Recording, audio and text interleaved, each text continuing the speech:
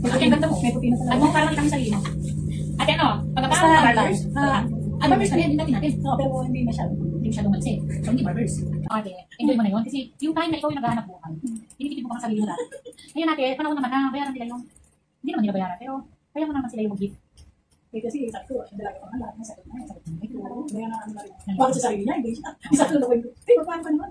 Hindi Eh, naman nagpipin sila. siya. Oo. Mabait siya ate, hindi naman naman Kaya ako. sabi ko na, nainis ko. Tapos, dalawa pamangkin. Diba?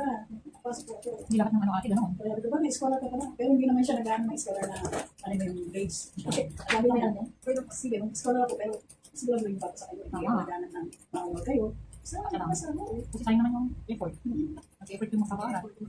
Tapos pag, ano, di ba sasabihin sa Hindi ka kaya ate bilhin ba ito? Kaya ate bilhin ba? Hindi naman barber? ano, kasi si ate bilhin natin, okay, kayo ng stand lang here. Oo. Siya kasi manipis. Ikaw, Ano ba naman yung nag-practice na kaya? ano niloloko na siya? Hindi, niloloko na. Kasi nalaman nga natin. Oo, kasi kaso ate, alam mo, ate katawan na tumatanggal yung isip, puso, try mo lang din eh. Kailangan mo ng kalina. Di ba? Gusto nung lalaki yung pumunta dito. Talaga? Oo, sabi niya, ay, ayoko.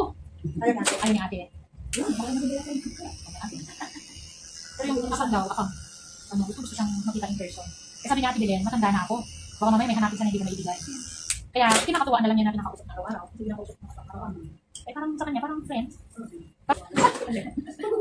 Ano po, pagka gusto mo kasi, parang hindi ka masaya pag di mo napaganda. Kaya feeling mo,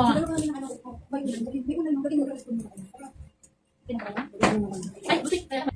Kasi pag-iisip ko yan, parang lalaki. Sabi ng mga anak, diba? Si Ate Amy, sino ba yan? Kilala mo yun eh. Si yung teacher. Yung asawa ni Kuya Ruming dati. Amy, Guevara. Kilala mo? Kilala mo? Eh, lagi sa akin yun eh. Amy Guevara. Ay, hindi mo pala kasi kanya, before na din siya.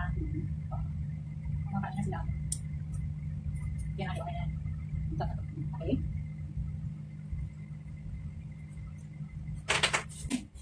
Parang hindi tayo masisi. Pag nagupit na ako sa bikit. Diba, ate?